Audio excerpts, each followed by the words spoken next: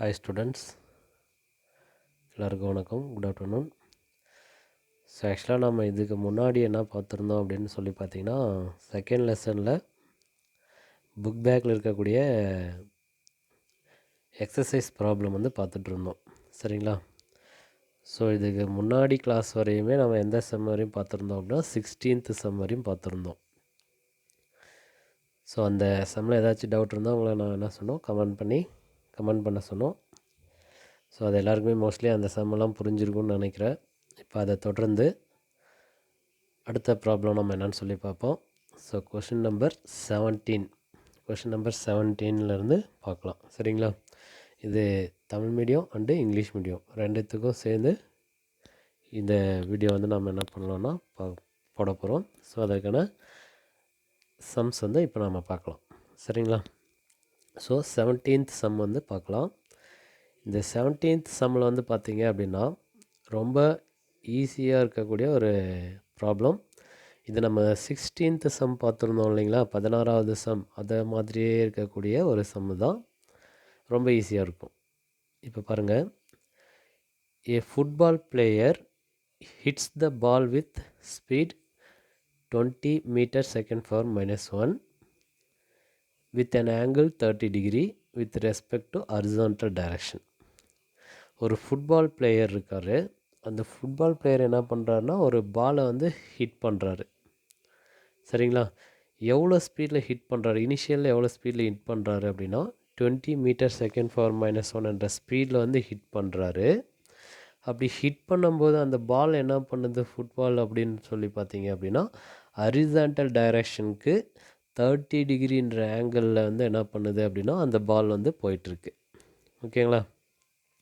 So அந்த பால் என்ன பண்ணோம் அப்படின்னா போயிட்டு ஒரு பர்டிகுலர் டிஸ்டன்ஸில் போயிட்டு விழும். ஆமாம் தானுங்களே? ஸோ அடுத்த லைன் பாருங்கள், the goal post is at a distance of 40 metre from the him.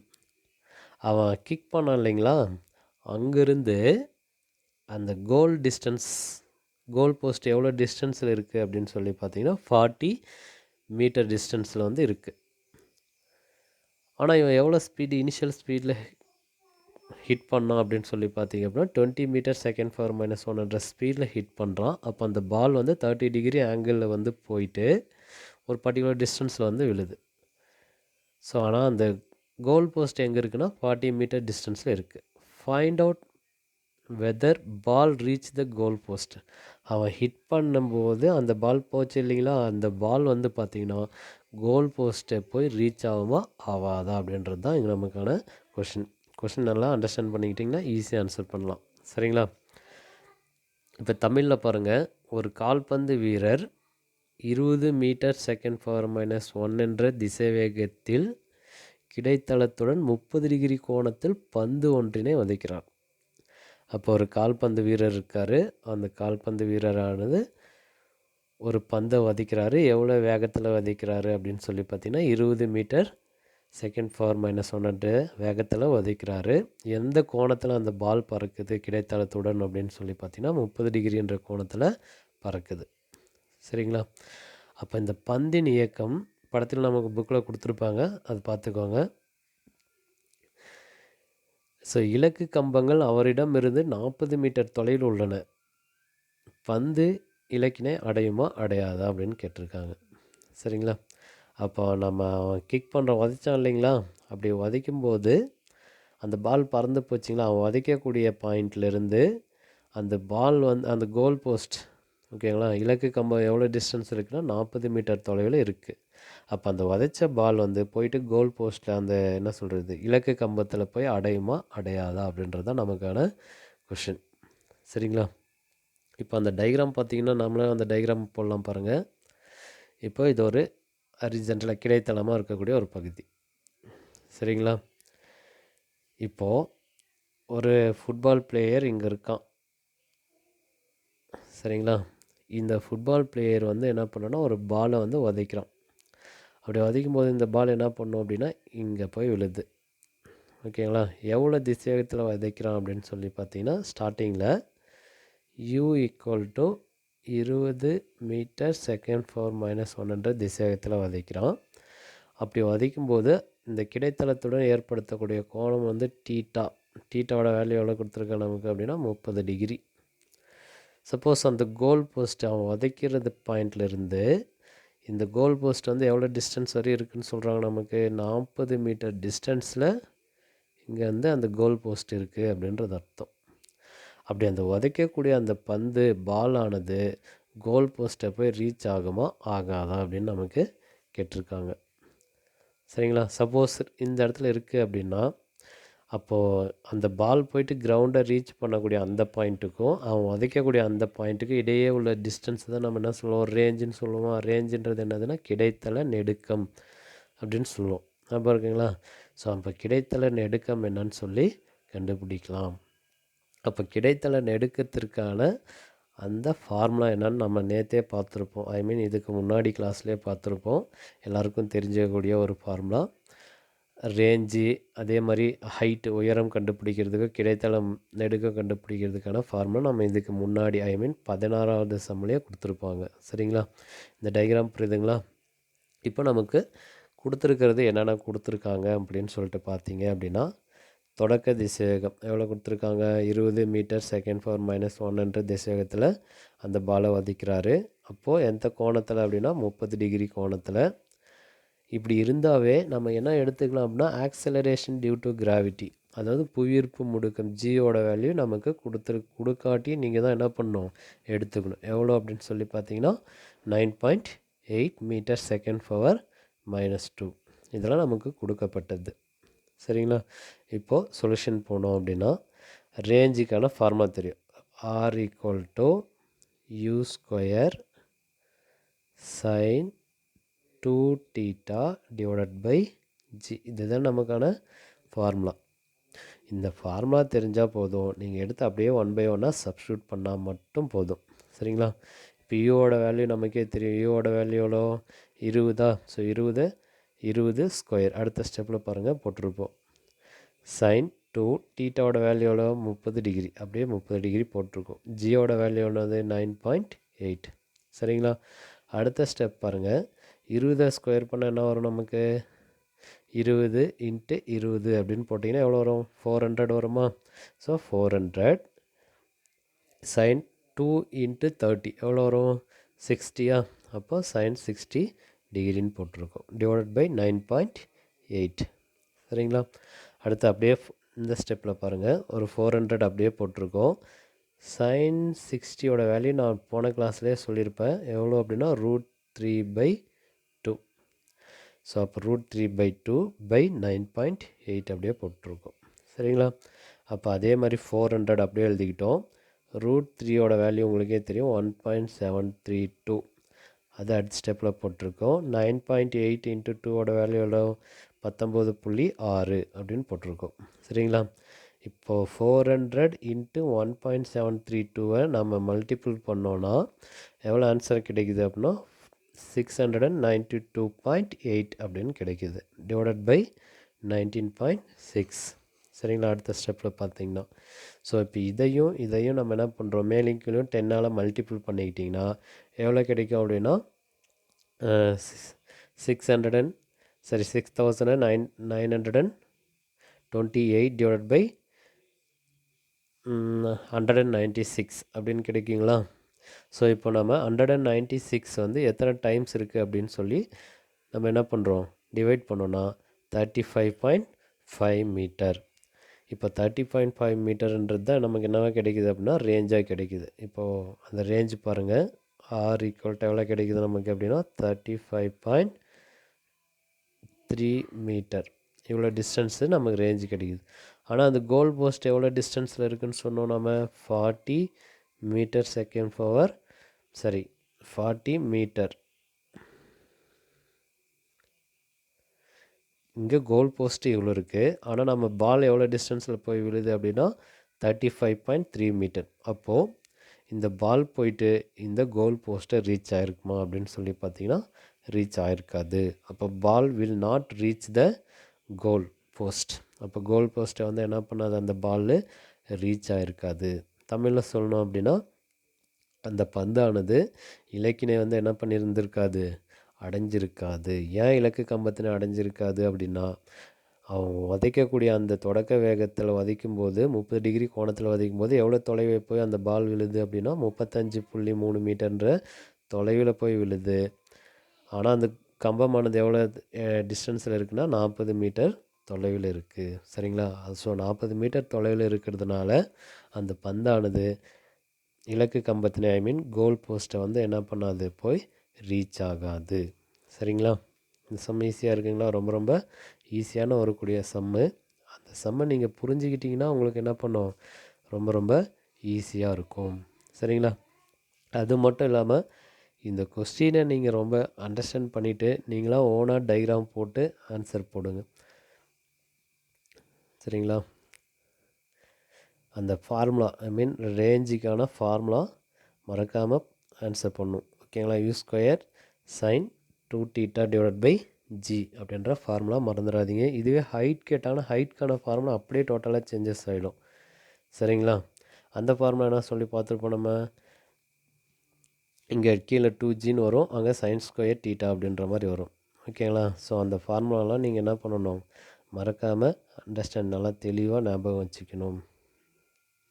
ஏன் அப்படின்னா ஃபார்முலா ஏதாவது சின்னதாக சேஞ்சஸ் பண்ணிங்க அப்படின்னா இதுக்கான ஆன்சர் டோட்டலாக சேஞ்சஸ் ஆகும். ரேஞ்சுக்கு என்ன ஃபார்முலா, என்ன ஹைட்டுக்கு என்ன ஃபார்முலா, அதே மாதிரி இதில் டைம் ஆஃப் ஃப்ளைட்டுக்கு என்ன ஃபார்முலா, இந்த மாதிரிலாம் நிறைய நடத்தியிருக்கோம் இல்லைங்களா?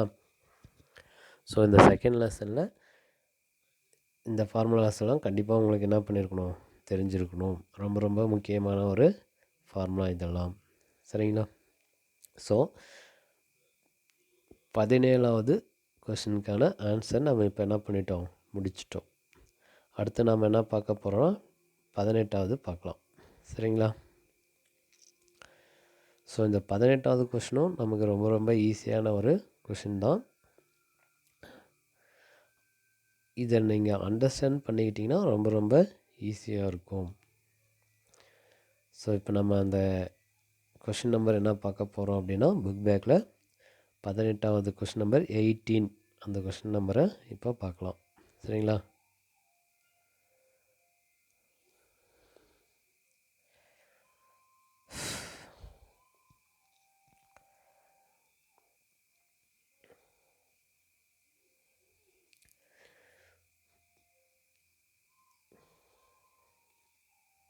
ஸோ இந்த கொஷின் பாருங்கள்.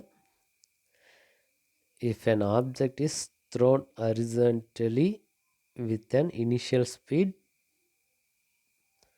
10 meters second for -1 from the top of a building of height 100 meter, what is the horizontal distance covered by the particle? அவங்க என்ன சொல்லியிருக்கான்னு பாருங்கள்.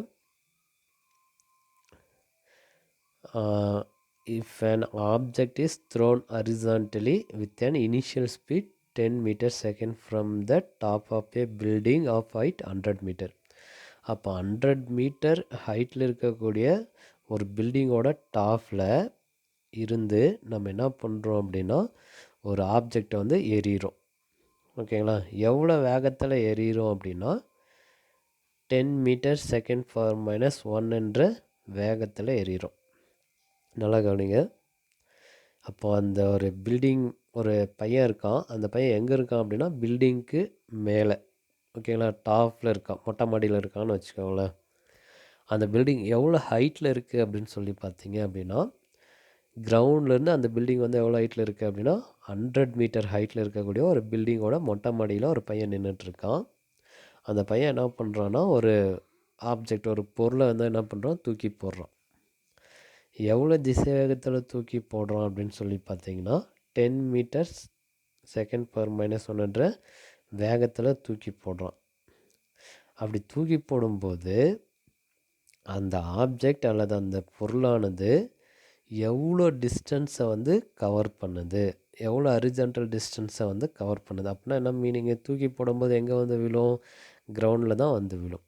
அப்போ அந்த போடக்கூடிய கிரவுண்டில் வந்து விழும்போது அந்த தூக்கி எறியப்பட்ட அந்த புள்ளிக்கும் கிரவுண்டில் வந்து விழுது இல்லைங்க பார்த்தீங்களா, அந்த புள்ளிக்கும் இடையேயான தொலைவு என்னன்னு சொல்லி நாம் இங்கே கண்டுபிடிக்கணும். சரிங்களா? தமிழில் பார்த்தீங்க அப்படின்னா 100 மீட்டர் உயரம் உள்ள கட்டிடம் ஒன்று, அதன் உச்சியிலிருந்து 10 மீட்டர் செகண்ட் ஃபார் -1 என்ற திசைவேகத்துடன் எரிபொருள் ஒன்று கிடைத்தளத்தில் வீசி எறியப்படுகிறது. எரிபொருள் அடைந்த கிடைத்தள நெடுக்கம் என்ன? நெடுக்கம்னாவே நமக்கு தெரியும். கிடைத்தள நெடுக்கம்னாவே உங்களுக்கு சொல்லியிருப்போம். என்ன அப்படின்னு சொல்லி பார்த்தீங்கன்னா, எரியப்பட்ட புள்ளிக்கும் அந்த பொருள் போயிட்டு கிடைத்தளத்தில் விழுந்தக்கூடிய அந்த புள்ளிக்கும் இடையேயான அந்த தொலைவை தான் நம்ம என்ன சொன்னோம், நெடுக்கம் அப்படின்னு சொல்லியிருப்போம் ஃபஸ்ட்டு கிளாஸில். இங்கே நம்ம என்ன பண்ணுவோம் அப்படின்னா, நெடுக்கம்னு கேட்ட உடனே என்ன ஃபார்முலா யூஸ் பண்ணுவோம், ஆர் ஈக்குவல் டு, இங்கே இருக்குது பாருங்கள், R equal to U square sin 2θ/g அப்படின்ற ஃபார்முலாவை நம்ம என்ன பண்ணிடுவோம், டக்குன்னு யூஸ் பண்ணிடுவோம். ஆக்சுவலாக நம்ம என்ன பண்ணக்கூடாது, அந்த மாதிரி யூஸ் பண்ணக்கூடாது. ஏன் யூஸ் பண்ணக்கூடாது அப்படின்னா, நமக்கு இங்கே தொடக்க திசைவேகம் கொடுத்துருக்காங்க, ஜி தெரியும். ஆனால் இங்கே என்ன இல்லை, டீட்டா அப்படின்றது நமக்கு ஒன்றும் கொடுக்கவே இல்லை. ஆமாங்களா? டீட்டா கொடுத்துருந்தா நீங்கள் என்ன பண்ணலாம், டைரெக்டாக இந்த ஃபார்முலா கண்டுபிடிக்கலாம். ஆனால் இங்கே என்ன கொடுக்கல, டீட்டா எதுவுமே கொடுக்கல. ஸோ டீட்டா கொடுக்காதனால இப்போ நமக்கு தெரிஞ்ச ஃபார்முலாவை வச்சு நம்ம இந்த கொஷனுக்கான ஆன்சர் நம்ம கண்டுபிடிக்கலாம். சரிங்களா? இப்போது ஸ்பீடுக்கான ஃபார்முலா, ஐ மீன் வெலாசிட்டி, இந்த ஃபார்முலா தெரியாதவங்க யாருமே இருக்க முடியாது. சரிங்களா? So velocity is equal to displacement divided by time. இதே ஸ்பீடுக்குன்னு ஃபார்முலா கேட்டாலும் என்ன ஃபார்முலா, ஸ்பீடுக்கு என்ன ஃபார்முலா அப்படின்னு சொல்லலாம், நம்ம இனிஷியல் ஸ்பீடு தானே கேட்டிருக்கோம், அப்போ யூன்னு வச்சுக்கலாம். U equal to displacement divide by time. ஸ்பீடுக்கும் ஒரே ஃபார்முலா தான், வெலாசிட்டிக்கும் ஒரே ஃபார்முலா தான். இங்கே டிஸ்டன்ஸ் அப்படின்றத நம்ம என்னென்ன எடுத்துக்கலாம் அப்படின்னா, ரேஞ்சுன்னு வச்சுக்க போகிறோம். அப்போ இந்த ஃபார்முலா எப்படி எழுதலாம் பாருங்கள், எப்படி தூக்கி போகிறோம், நம்ம கிடைத்தளத்தில் தானே, ஹரிசாண்டலாக தானே அந்த பாலை த்ரோ பண்ணுறோம். ஹரிசாண்டல்னால் என்ன ஆக்சிஸு, எக்ஸ் ஆக்சிஸ்னு எடுத்துப்போம். வெர்டிக்கல்னால் ஒய் ஆக்சிஸ்னு வச்சுப்போம். அப்போ இந்த ஃபார்முலா எப்படி எழுதலாம் பாருங்கள், யூஎக்ஸ், ஏன் எக்ஸ் போடுறோம் அப்படின்னா, கிடைத்தளம் ஹரிசாண்டல் டைரக்ஷனில் இருக்கிறதுனால எக்ஸ் போட்டுக்கிறோம். இந்த டிஸ்டன்ஸ் வந்து என்ன வச்சுக்கலாம், நம்ம ரேஞ்சுன்னு வச்சுக்கலாம். ஆர் டைமோட வேல்யூ டி. அப்போ இந்த ஃபார்முலா என்ன எழுதலாம், நம்ம u x equal to r into t அப்படின்னு எழுதுகிறோம். சரிங்களா? இப்போ என்ன கேட்டிருக்காங்க, அவங்க ரேஞ்சு மட்டும் தானே கண்டுபிடிக்கணும். ஸோ அப்போ range is equal to U X into T. அப்போ நமக்கு என்னென்ன கொடுத்துருக்கான், யூஎக்ஸ் கொடுத்துருக்கான், ரேஞ்ச் என்னென்னு கண்டுபிடிக்கணும், ஆனால் டைம் என்னான்னு தெரியாது. ஸோ நம்ம என்ன கண்டுபிடிக்கலாம், ஃபஸ்ட்டு டைம் என்னன்னு சொல்லிட்டு ஃபஸ்ட்டு கண்டுபிடிக்கலாம். ஸோ அந்த டைமை கண்டுபிடிக்கிறதுக்கு நாம் என்ன பண்ணுறோம் அப்படின்னா, ஃபஸ்ட்டு முயற்சிக்கிறோம். சரிங்களா? ஸோ டைமை கண்டுபிடிச்சிட்டோம் அப்படின்னா நம்ம எடுத்துகிட்டு வந்து இந்த ஃபார்முலா சப்ஸ்டியூட் பண்ணால் ஈஸியாக ஆன்சர் கிடச்சிரும். ஸோ இப்போ டைம் எப்படி கால்குலேட் பண்ணுறதுன்னு சொல்லித்தரேன்.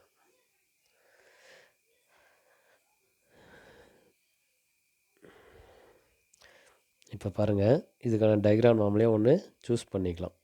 நாமளாக ஒன்று கெஸ் பண்ணிக்கலாம். இங்கே போட்டிருக்கேன் பாருங்கள், இந்த டயக்ராம் பாருங்கள். இப்போது கிடைத்தளம் ஒரு பாயிண்ட் இருக்குது. இப்போ அந்த பில்டிங் இப்படி இருக்கிற மாதிரி கன்சிடர் பண்ணிக்கலாம். சரிங்களா? இந்த பில்டிங்கோட உயரம் எவ்வளோ கொடுத்துருக்கோம், நமக்கு 100 மீட்டர். இதை நம்ம ஹெச்னு வச்சுக்கலாம். அடுத்தது, இந்த இடத்துல இருந்து தான் அந்த பையன் தூக்கி போடுறான். அப்படி தூக்கி போடும்போது பால் வந்து இப்படி வந்து விழுமா? ஓகேங்களா? இப்போ தூக்கி போடும்போது தொடக்கத்தில் ஒரு திசைவேகம் இருக்கும். அப்போ ஒரு குறிப்பிட்ட திசையில் தான் இப்படி தூக்கி போடும்போது பால் இப்படி வந்து தானே கீழே வரும். அப்போ எவ்வளோ திசைவேகத்தில் போச்சுன்னு சொன்னோம், யூஎக்ஸ் ஈக்குவல் டு, சரி எவ்வளோ, 10 மீட்டர் செகண்ட் ஃபார் -100 திசைவேகத்தில் வந்து விழுது. ஏன் இது இப்படி போயிட்டு இப்படி வந்து விழணும், என்ன ரீசனால் விழுது, கீழ் நோக்கி வந்து விழுதுன்னா, acceleration due to gravity, g இருக்கிறதுனால தானே கீழே வந்து விழுது. அப்போது யூஎக்ஸோட வேல்யூ 10. அப்போ யூஒய்யோட வேல்யூ, யூஒய்னா யூஎக்ஸ்னால் ஹரிசாண்டல், என்னது ஹரிசாண்டல்னா கிடைத்தளமாக இருக்கிறதுனால இப்படி. அதுவே இப்படி வரும்போது அப்போ யூஒய்யோட வேல்யூ என்னவாக இருக்கும், நமக்கு 0. ஏன் யூஒய்யோட வேல்யூ 0ன்றோம் அப்படின்னா, யூஒய்ன்றது என்ன அப்படின்னா, ஒய் திசையில், ஒய் அச்சில் அதோட திசை வேகம் இருக்குமா அப்படின்னா இருக்காது. ஓகேங்களா? அதனால் யூஒய்யோட வேல்யூ 0 அப்படின்னு எடுத்திருக்கோம். ஸோ இதை தான் உங்களுக்கு இந்த டயக்ராமில் போட்டிருக்கேன் பாருங்கள். அப்போது இந்த இடத்துல வந்து விழுந்துருச்சுன்னா இந்த இடத்துக்கும் இந்த இடத்துக்கும் உள்ள அந்த டிஸ்டன்ஸை தான் நம்ம என்ன சொல்கிறோம், ரேஞ்ச் அப்படின்னு சொல்கிறோம். அந்த ரேஞ்சை நம்ம என்ன வச்சுருக்கோம், ஆறுன்னு வச்சுருக்கோம். புரியுதுங்களா? இந்த டயக்ராம் தெரிஞ்சிச்சுன்னா இதுக்கப்புறம் நம்ம ஈஸியாக அதுக்கான ஆன்சர் பண்ணிடலாம். அடுத்து பாருங்கள், இந்த ஸ்டெப் பாருங்கள். இந்த ஃபார்முலா நமக்கு எங்கேயோ பார்த்த மாதிரி இருக்குமே அப்படின்னா, இயக்க சமன்பாடுகள் கைனமேட்டிக் ஈக்குவேஷன்ஸ் அப்படின்னு சொல்லிட்டு நம்ம ஒரு 4 ஈக்குவேஷன்ஸ் வந்து நடத்தியிருப்போம். சரிங்களா? அந்த ஈக்குவேஷன் என்னது, s equal to u t plus 1/2 a t square. இப்படி ஒரு ஃபார்முலா நடத்தணும், ஞாபகம் இருக்குங்களா? ஸோ இப்போ பாருங்கள், இப்போ நம்ம ஃபஸ்ட்டு என்ன கண்டுபிடிக்கணும் இந்த இடத்துல, நான் முன்னாடியே சொன்னேன், டைம் கண்டுபிடிக்கணும். ஸோ டைம் வந்து எப்போ கண்டுபிடிப்போன்னா, மேலே தூக்கி எறிஞ்சிட்டோ அந்த பால் வந்து எங்கே விழுறதுக்கு, கீழே வந்து விழுறதுக்கு, ஐ மீன் இந்த பால் வந்து இங்கே வந்து விழுறதுக்கு எவ்வளோ டைம் எடுத்துக்கிச்சு அதை தான் நம்ம கண்டுபிடிக்கணும். அப்போ எந்த திசை வந்துடும், இப்போது எக்ஸ் திசையில் வருமா, மேலேருந்து கீழே வரும்போது எந்த திசையில், ஒய் அச்சில் வந்துடும். ஸோ ஒய் அச்சுன்னா என்ன சொல்லுவோம், நம்ம எல்லா இடத்துலையும் ஒய் போட்டுக்கலாமா, இங்கே ஒரு ஒய், இங்கே ஒரு ஒய், இங்கே ஏஒய். சரிங்களா? ஸோ அதே தான் இந்த ஈக்குவேஷனில் நம்ம S Y equal to U Y T plus 1/2 A Y T square அப்படின்னு எழுதியிருக்கேன். ஏன் இங்கே ஒய் போட்டிருக்கோம் அப்படின்னா ரீசன் தெரியுதுங்களா? ஏன் அப்படின்னா எக்ஸ் அச்சில் என்ன பண்ணும், தொடக்க திசைவேகம் இருக்குது, ஒய் அச்சில் என்ன இல்லை அப்படின்னா தொடக்க திசைவேகம் இல்லை. அப்போ அந்த ஒய் அச்சில் தான் என்ன பண்ணும் அப்படின்னா, அந்த பால் தூக்கி எறிஞ்ச பால் வந்து மெதுவாக வந்து எங்கே வந்து விழும் அப்படின்னா தரையில் வந்து விழுது. அப்போ எதை நோக்கி வருது, கீழ் நோக்கி, புவியை நோக்கி வருதா. அதனால தான் நம்ம என்ன பண்ணியிருக்கோம், ஒய் அச்சில் எடுத்திருக்கோம். சரிங்களா? ஸோ அடுத்த ஸ்டெப் பாருங்கள், எஸ்ஒய்ன்றது நம்ம இடத்துல என்னது, எஸ்னாவே இடப்பெயர்ச்சி டிஸ்பிளேஸ்மெண்ட்டுன்னு சொல்லுவோமா, அப்போ அதை ஹைட்டுன்னு மென்ஷன் பண்ணியிருக்கோம். ஹெச்சு யூஒயோட வேல்யூ நான் ஆல்ரெடி இந்த டயக்ராம்லேயே சொல்லியிருக்கேன், யூஒயோட வேல்யூ 0. ஏஒய் வந்து என்னவா எடுத்துக்கிறோம் நம்ம அப்படின்னா ஜின்னு எடுத்துக்கிறோம். ஏன் ஏஒய் வந்து ஜின்னு எடுத்துக்கிறோம், ஆக்சலரேஷன் அல்லது புவியீர்ப்பு முடுக்கம் வந்து எந்த திசையில் இருக்குன்னா புவியை நோக்கி இருக்கா, அப்போ புவியீர்ப்பு முடுக்கம் இருக்குது. ஸோ அதனால் ஆக்சலரேஷன் டியூ டு கிராவிட்டி இருக்கிறதுனால ஏஒய் ஈக்குவல் டு ஜின்னு எடுத்துக்கிட்டோம். சரிங்களா? அடுத்தது அப்படியே இந்த ஈக்குவேஷன் எடுத்து சப்ஸ்டியூட் பண்ணுங்கள். சப்ஸ்டியூட் பண்ணிங்கன்னா என்ன கிடைக்கும், எஸ்ஒய்க்கு பதிலாக ஹெச்ன்னு போடுறீங்க. யூஒயோட வேல்யூ யூஒய் ஈக்குவல் டு 0ன்னு எடுத்தால் இந்த டோட்டல் டேர்ம் என்ன ஆகிடும், 0 ஆகிடும். அப்போ 0 பதிலாக நீங்கள் எந்த சப்ஸ்டியூட் பண்ண அவசியம் கிடையாது. ப்ளஸ் 1/2 அப்படியே வச்சுக்கோங்க. ஏஒய்க்கு பதிலாக ஜி போட்டுக்கலாம், இந்த டி ஸ்கொயரை அப்படியே போட்டுக்கோங்க. சரிங்களா? இப்போ இந்த டி ஸ்கொயரை இங்கே வச்சுக்கிட்டிங்கன்னா டிவைடில் இருக்கிற 2 ஈக்குவலுக்கு இந்த சைடு வந்தால் என்ன ஆகிடும், மல்டிப்ளை ஆகிடுமா, அப்போ 2h. மல்டிப்புளில் இருக்கிற ஜி வந்து ஈக்குவலுக்கு இந்த சைடு வந்தால் என்ன ஆகிடும், டிவைட் ஆகிடும். அப்போ T square equal to 2h/g. I mean தமிழில் சொல்லணும்னா வகுத்தலில் இருக்கக்கூடிய அந்த 2ஐ சமன்பாட்டுக்கு இந்த பக்கம் கொண்டு வந்தீங்கன்னா பெருக்கல் ஆகிடும். சரிங்களா? பெருக்கல் இருக்கிற ஜி ஈக்குவலுக்கு இந்த சைடு கொண்டு வந்தீங்கன்னா வகுத்தல் ஆகிடும். அதை தான் இங்கே போட்டிருக்கோம். இப்போ இந்த ஸ்கொயரை நம்ம கேன்சல் பண்ணணும். ஸ்கொயர் கேன்சல் பண்ண என்ன வந்துடும், இதுக்கு ரூட் வந்துடுமா, அப்போ ரூட் ஆஃப் 2h/gன்னு கிடைக்குது. இனிஷியலில் நம்ம ஒரு ஃபார்முலா சொன்னோம் இல்லைங்களா, யூஎக்ஸ் ஈக்குவல் டு r/t. இப்போ நமக்கு ஆர் மட்டும் வேணும்னா U X into T. First T கண்டுபிடிச்சிடலாம். இப்போ டி கண்டுபிடிக்கிறதுக்கான ஃபார்முலா நம்ம கண்டுபிடிச்சிட்டோம். Time to reach the ground, அப்போ புவியை அடைவதற்கு தரையை அடைவதற்கு எவ்வளோ டைம் எடுத்துக்கிச்சு அப்படின்றதுக்கான formula T equal to root of 2h/g. இந்த ஃபார்முலா ஆக்சுவலாக நான் தியரியிலே நடத்தியிருக்கேன். சரிங்களா? இப்போது டி மட்டும் வேணும், அப்படியே எடுத்து வேல்யூ சப்ஸ்டியூட் பண்ணுங்க. 2 அப்படி இந்த ஈக்குவேஷன் பாருங்கள், 2 அப்படியே போட்டோம். ஹெச்சோட வேல்யூ ஆல்ரெடி தெரியும் நமக்கு, ஹெச்சோட வேல்யூ 100 டிவைடட் பை 9.8. சரிங்களா? இப்போது இந்த 100 இருக்குதுன்னு வச்சுக்கோங்க, 100 ரூட்லேருந்து வெளியே எடுத்துட்டிங்கன்னா இந்த ஈக்குவேஷன் பாருங்கள் 10. இந்த ரூட் 2ஓட வேல்யூ நமக்கே தெரியும், ரூட் 2ஓட வேல்யூ எதுவும் 1.414. அதனால் இங்கே போட்டிருக்கோம். இன்ட்டு டிவைட் பை இங்கே இதுக்கும் ரூட் இருக்குங்களா, ரூட் 9.8 இருக்கும். இந்த ரூட் 9ஐ நம்ம வெளியே எடுத்தோன்னா எவ்வளோ இருக்கும், 3. 0.8 வெளியே எடுத்திங்கன்னா மேபி எவ்வளோ இருக்கலாம்னா 0.130 இருக்கும் அப்படின்றது நம்ம அப்ராக்சிமேட்லியே எடுத்துக்கலாம். சரிங்களா? ஸோ இந்த 1.41 கூட 10 மல்டிபிள் பண்ணிங்கன்னா என்ன கிடைக்கும் நமக்கு 14.14. இந்த ஈக்குவேஷனை அப்படியே எடுத்து எழுதிக்கிட்டோம். சரிங்களா? இப்போ இந்த 3 கேன்சல் பண்ணிங்கன்னா 14ல் எத்தனை 3 இருக்கும் அப்படின்னா மேபி 4 டைம்ஸ் இருக்குமா? ஸோ இது எக்ஸாக்டாக டிவைட் பண்ணும்போது 4.514 செகண்ட். அப்போ டைம் என்னன்னு சொல்லி நம்ம ஈஸியாக கால்குலேட் பண்ணிட்டோம். சரிங்களா? டைம் என்னன்னு சொல்லிட்டு நம்ம இங்கே கால்குலேட் பண்ணிட்டோம். அடுத்து பாருங்கள், இந்த ஃபார்முலா இந்த டைம் எடுத்துகிட்டு போயிட்டு இந்த ஈக்குவேஷனில் சப்ஸ்டியூட் பண்ணலாமா? R = UX × T.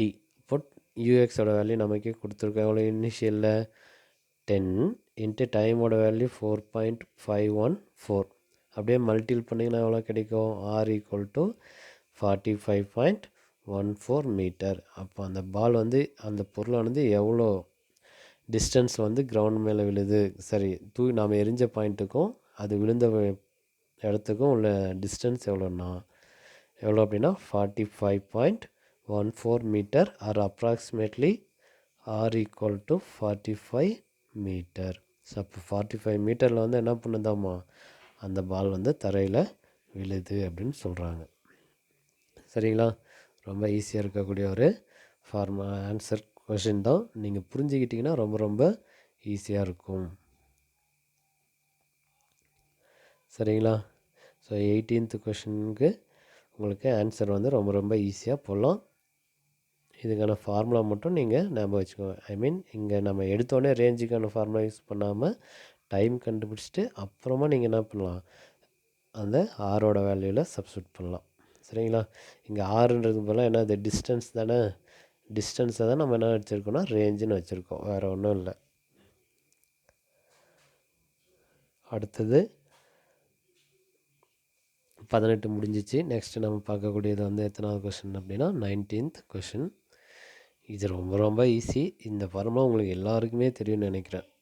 ஓகேங்களா? 2 ஸ்டெப்பில் ஆன்சர் போட்டுடலாம். இருந்தாலும் உங்களுக்கு இந்த கொஷினுக்கான மீனிங் புரிஞ்சிக்கிட்டீங்க அப்படின்னாவே நீங்கள் ஈஸியாக என்ன பண்ணிடலாம், இந்த சம்முக்கான ஆன்சரை உங்களால் போட முடியும்.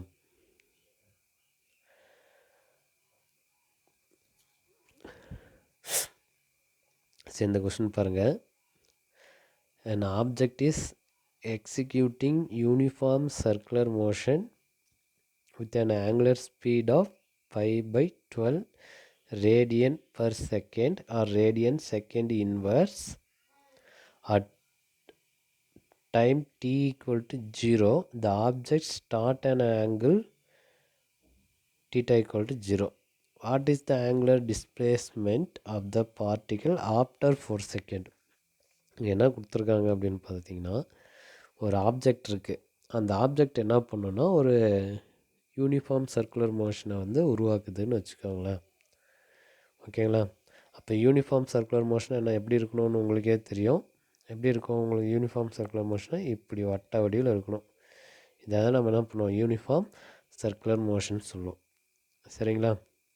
இந்த யூனிஃபார்ம் சர்க்குலர் மோஷன் எவ்வளோ ஸ்பீடில் சுற்றி வருது அப்படின்னா 5/12 அப்படின்ற ஸ்பீடில் சுற்றி வருது. இதோட யூனிட் வந்து ரேடியன் பர் செகண்ட். சரிங்களா? ரேடியன் பர் எவ்வளோ ஸ்பீடில் சுற்றி வருது, 5/12. யூனிட் என்ன போடுவோம் நம்ம, ரேடியன் பர் செகண்ட்.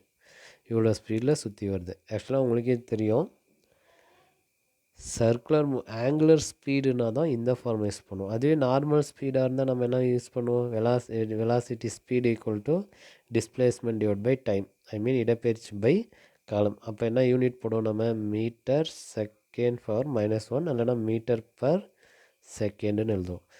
ஆனால் இங்கே நம்ம என்ன கொடுத்துருக்கோம், இது நேர்கோட்டு பாதையாக இருந்துச்சுன்னா இந்த யூனிட் யூஸ் பண்ணுவோம். ஆனால் இங்கே என்ன கொடுத்துருக்கோம் நம்ம, சர்க்குலர் மோஷனாக ரேடியனில் சொல்லணும். ஏன் அப்படின்னா ஒரு குறிப்பிட்ட கோணத்தில் தான் என்ன பண்ணிகிட்ருக்கோம், சுற்றிட்டுருக்கோம் அப்படின்னு நமக்கு எல்லாருக்குமே தெரியும். சரிங்களா? மையப்புள்ளி இங்கே இருக்குது அப்படின்னா இதோட ஆரம் வந்து ரேடியஸ் வந்து ஆர். இங்கேருந்து என்ன பண்ணோம், ஒரு குறிப்பிட்ட கோணத்தில் சுற்றி வந்துகிட்டே இருக்கும். அப்படின்றனால நமக்கு ரேடியன் பர் செகண்டுன்னு எடுத்திருக்கோம். அப்போ எவ்வளோ ஆங்குலர் ஸ்பீடில் சுற்றி வருது, 5/12 அப்படின்ற ஆங்குலர் ஸ்பீடில் சுற்றி வருது. சரிங்களா? அடுத்து பாருங்கள், At time t equal to 0, the object starts at an angle theta equal to 0. அப்போது இந்த டயக்ராம் இன்னொரு டைம் போடுறோம் பாருங்கள்.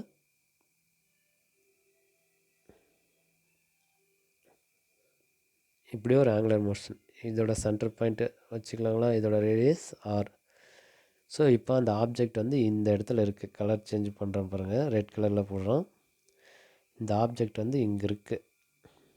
அப்போது டைம் t ஈக்குவல் டு 0, ஐ மீன் என்ன மீனிங்னா இன்னும் ஸ்டார்ட் பண்ணலை அப்படின்றது அர்த்தம். சரிங்களா? அப்போ ஆங்கிள் வந்து என்னவாக இருக்கும், தீட்டா ஈக்குவல் டு 0வாக இருக்குது. ஏன்னா எந்த ஒரு ஆங்கிளும் இங்கே உருவாக்கலை. அடுத்தது, what is the angular displacement of the particle after 4 second.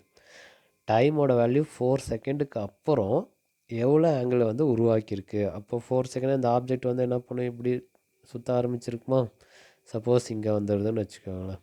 அப்போ இங்கே டைம் ஈக்குவல் எவ்வளோ செகண்ட் எடுத்துக்கிச்சு, 4 செகண்ட் எடுத்துக்கிச்சு. அப்போ எவ்வளோ கோணத்தை வந்து உருவாக்கியிருக்கோம், டீட்டா எவ்வளோ டீட்டா வந்து உருவாக்கியிருக்குன்றது தான் நமக்கான கொஷின். இதை தான் இந்த டயக்ராமில் போட்டிருக்கோம். சரிங்களா? தமிழில் பாருங்கள். பொருள் ஒன்று π/12 ரேடியன் செகண்ட் இன்வர்ஸ் என்ற கோண வேகத்துடன் சீரான வட்ட இயக்கத்தினை மேற்கொள்கிறது. அப்போ இப்படி சுற்றி வருதுன்னு சொன்னோம் இல்லைங்களா, இந்த சுற்றி வரக்கூடிய அந்த இயக்கத்துக்கு பேர் என்னென்னா சீரான வட்ட இயக்கம். எவ்வளோ வேகத்தில் இருக்குது, π/12 அப்படின்ற வேகத்தில் சுற்றி வந்துட்டுருக்கு. சரிங்களா? t ஈக்குவல் டு 0 வினாடியில் அப்பொருள் ஒரு புள்ளியிலிருந்து வட்ட இயக்கத்தினை மேற்கொள்கிறது என கருதுக. ஓகேங்களா? t ஈக்குவல் டு 0 வினாடியில் அப்பொருள் ஒரு புள்ளியிலிருந்து வட்ட இயக்கத்தினை மேற்கொள்கிறது என கருதுக. அடுத்து 4 வினாடியில் பிறகு அப்பொருள் அடைந்த கோண இடப்பெயர்ச்சி என்னன்னு சொல்லி கண்டுபிடிக்கணும். சரிங்களா? 4 வினாடி கழித்து அந்த பொருளை வந்து எவ்வளோ கோண இடப்பெயர்ச்சி அடைஞ்சிருக்கு அப்படின்னு சொல்லி நம்ம கண்டுபிடிக்கலாம். உங்களுக்கே தெரியும் என்னென்ன அப்படின்னா, ஆங்குலர் ஸ்பீடு, ஆங்குலர் வெலாசிட்டி அப்படின்னா என்ன சொல்லணும், நம்ம ஒமேகா அப்படின்னு சொல்லுவோம். ஆங்குலர் டிஸ்பிளேஸ்மெண்ட் என்ன சொல்லுவோம், தீட்டா அப்படின்னு சொல்லுவோம். சரிங்களா? இது தெரிஞ்சால் போதும். நல்லா கவனிங்க.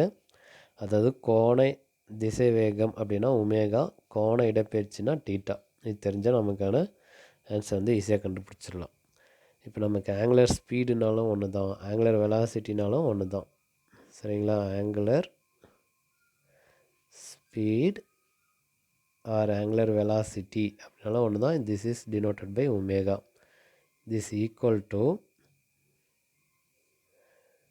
Angular displacement divided by time. இதுதான் நமக்கான ஃபார்முலா. ஆங்குலர் டிஸ்பிளேஸ்மெண்ட் என்னன்னு சொல்லுவோம், நம்ம தீட்டா அப்படின்னு சொல்லுவோம். தமிழில் சொல்லணும்னா கோண திசை வேகம் அல்லது கோண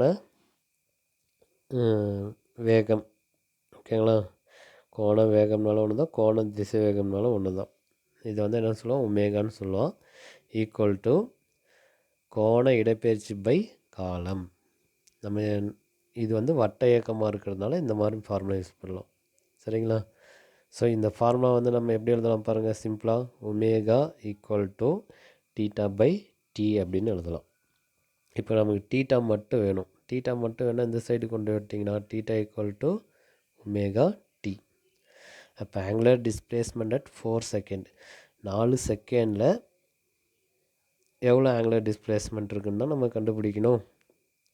அப்போது இந்த ஃபார்முலா பாருங்கள், ஆங்குலர் ஸ்பீடு இங்கே வச்சுட்டு நமக்கு ஆங்குலர் டிஸ்பிளேஸ்மெண்ட் மட்டும்தான் வேணும். இது இங்கே வச்சுட்டு டைமை வகுத்தல் இருக்கிற டைம் ஈக்குவலுக்கு இந்த சைடு கொண்டு வந்தீங்கன்னா பெருக்கல் ஆகிடும். அதுதான் நம்ம இங்கே போட்டிருக்கோம். சரிங்களா? அப்போ தீட்டா ஈக்குவல் டு ஒமேகாவோட வேல்யூ எவ்வளோ போட்டிருக்கோம், நமக்கு π/2 ரேடியன் பர் செகண்ட். டைமோட வேல்யூ என்னது, 4 செகண்ட். அப்போ இந்த செகண்டுக்கும் இந்த செகண்டுக்கும் என்ன ஆகிடும், கேன்சல் ஆகிடும். அப்போ என்ன மட்டும் இருக்கும், ரேடியன் மட்டும் இருக்குமா. அப்போ தீட்டா ஈக்குவல் டு இங்கே 4 இங்கே 12 கேன்சல் பண்ணால் 3, அப்போ π/3. சரிங்களா? அப்போ theta equal to π/3. Colour change பண்ணுறோம். யூனிட் என்ன போடுவீங்க நீங்கள், ரேடியன். இது வந்து பார்த்திங்கன்னா ரேடியனில் சொல்லக்கூடிய ஒரு answer. Theta equal to π/3 radian அப்படின்னு சொல்லலாம். இதுவே டிகிரியில் சொல்லணும் அப்படின்னா இப்போ நம்ம என்ன பண்ணுறோம், பைக்கு பதிலாக 180 டிகிரின்னு சப்ஸ்டியூட் பண்ணுறோம். 3 கேன்சல் பண்ணால் எவ்வளோ 60 டிகிரி. அப்போ தீட்டா ஈக்குவல் டு எத்தனை டிகிரி 60 டிகிரி.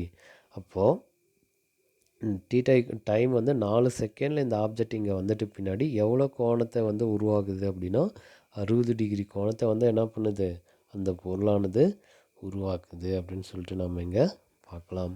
சரிங்களா, ஒரு சின்ன ஃபார்முலா தெரிஞ்சால் போதும். அந்த ஃபார்முலா வச்சு ஈஸியாக நம்ம என்ன பண்ண போகிறோம், இதுக்கான ஆன்சர் வந்து ஈஸியாக எக்ஸ்பிளைன் பண்ணிடலாம். சரிங்களா, இதுவும் ரொம்ப ரொம்ப முக்கியமான ஒரு கொஷின் தான். இப்போது 17, 18, 19 இந்த 3 சம்மும் நம்ம இங்கே பார்த்துருக்கோம். இந்த 3 சம்மில் ஏதாச்சும் டவுட் இருந்துச்சு அப்படின்னா கண்டிப்பாக கமெண்ட் பண்ணுங்கள். மீதி இருக்கக்கூடிய சம்மு நெக்ஸ்ட் கிளாஸில் பார்க்கலாம். மேபி இன்னும் ஒரு 3 சம்மு தான் இருக்குன்னு நினைக்கிறேன். அந்த 3 சம்மும் நம்ம நெக்ஸ்ட் கிளாஸில் முடிச்சுட்டு அதுக்கப்புறம் என்ன பண்ணுறோம், நம்ம லெசன் பார்க்கலாம். ஏன் அப்படின்னா இந்த 3 சம்மும் இந்த டைமிங்குள்ளே நம்மளால் போட முடியாது. சரிங்களா, அதுக்கு இன்னும் ஒரு 1/2 hour எக்ஸ்ட்ரா ஆகும். ஸோ அதனால் என்ன பண்ணுறோன்னா இந்த 3 சம்மு இப்போ முடிச்சுட்டு அடுத்த 3 சம்மு நம்ம அடுத்த ஒரு 1/2 hourல இல்லை 40 மினிட்ஸ்லையோ நம்ம என்ன பண்ண முடியும், அந்த சம்மை நம்மளால் போட்டு எக்ஸ்பிளைன் பண்ண முடியும். சரிங்களா, ஓகேங்க ஸ்டூடெண்ட், மீதி இருக்கக்கூடிய சம்ஸ் எல்லாம் நம்ம நெக்ஸ்ட் கிளாஸில் பார்ப்போம்.